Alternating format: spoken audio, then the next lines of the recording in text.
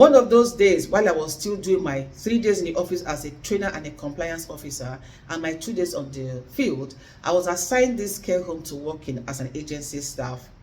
In this care home, I was informed that it was a dementia wing, and the people in this wing, their dementias, have progressed significantly, and therefore I needed to be there on time, which I did get there on time. On getting to the home, stepping to the wing, rather, the healthcare assistant who was to hand over to me was like, "Oh, you're here now, I need to leave. My husband is waiting, blah, blah, blah." And she was right out the door without any handover whatsoever. Hey, my name is Kesienaakwaraatie, a health and social care trainer. Welcome to my channel, being a carer with more cares. Of appreciation and love to all of you, my returning subscribers and mentees. You guys are so amazing and appreciated. Thank you so much. Hey, if you're just watching this channel for the first time or you stumble on it per chance, hi there, how you doing? On this channel, I talk about everything care. And believe me when I say that you will not regret it, because you won't. Because on this channel, I will tell you or guide you on how you can be the best carer that you can be, best healthcare assistant or senior carer, whichever capacity you're operating in at the moment, okay? And how can you be a part of this ever-growing family? You smash the subscribe button, give me a thumbs up by liking the video, and don't forget to click on that all-important notification bell. So whenever I upload a new video, you, my dear, will be among the very first to know. Freely connect with me on Instagram, TikTok, Twitter, Care by Kes, and I'll see you there. So let's get straight back to the story. Now, she was right out the door like bolt of lightning, without telling me where the cleaning materials were kept, without showing me where the pads were, the towels were, the bed sheets were, without telling me who I need to pay special or extra attention to, or who needs a cup of tea for me to do. In fact, nothing whatsoever. I'll be honest when I say that after that shift at that nursing home, I told my consultant at the time that please never send me there again. It was one of those places where I had the worst experience as a healthcare assistant. Being left in a ward without any handover to care for 13 residents whose dementias have advanced. How was I supposed to do that?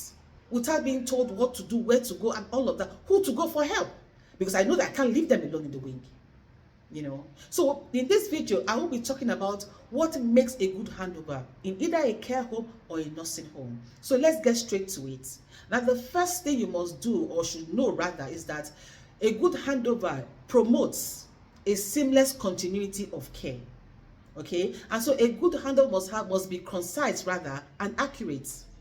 By concise and accurate, I mean that it doesn't have to be a nice chat over a cup of tea. No, it has to be done quickly but accurately, stating all the relevant facts or information the person who is come to take over from you needs to know to seamlessly continue care.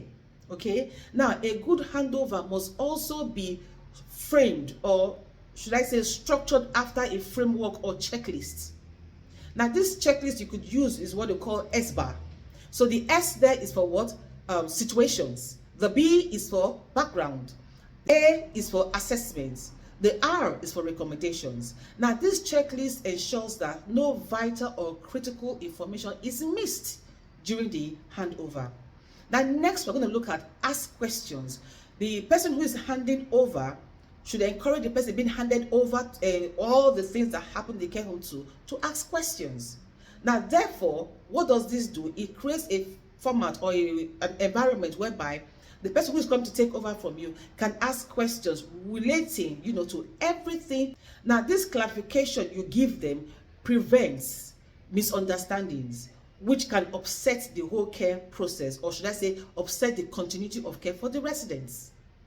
Now, fourthly, you have confidentiality. Now, confidentiality is extremely important, as we must, as carers, whatever capacity, senior carer, healthcare assistant, carer, support worker, we must respect, respect the dignity and the confidentiality of our residents. It's important. We should be discussing their affairs in the reception area, for instance, or where other residents are sat. It is wrong.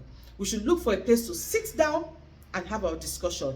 And in most cases, handovers are done not where the residents sit, but somewhere private, you know, because in as much as in some care homes we have those who are able, who can still understand what people are doing, they can report you if they hear you say things that you should be saying when they are there, if that makes any sense. All right.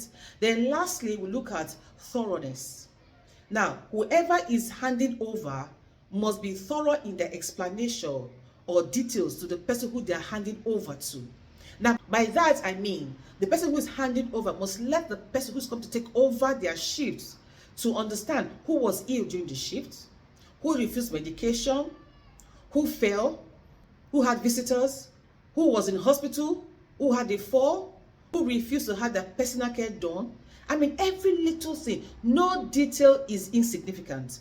No detail is unimportant. Every detail they need. Why? Because they're come to take over from you, and when you leave there, they might not have the time or resources or, you know, to get to you to explain what has happened. Okay? But however, there are certain challenges, you know, to good handovers. What are those challenges to good handovers?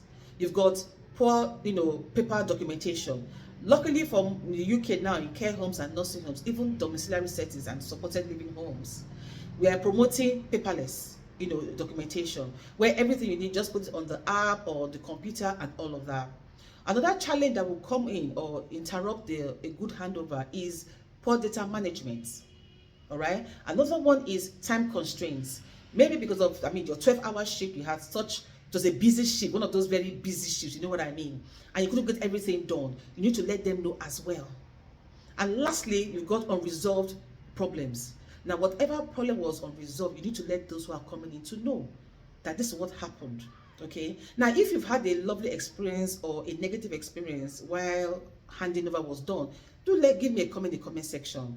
And if you would like me to update you or upload a video talking about what makes a good handover in a supported living home, also drop me a comment in the comment section and I will get on it. All right. So until I see you in my next video, guys, never you forget, not for a second, that no matter what the matter is, you matter so much more. Over.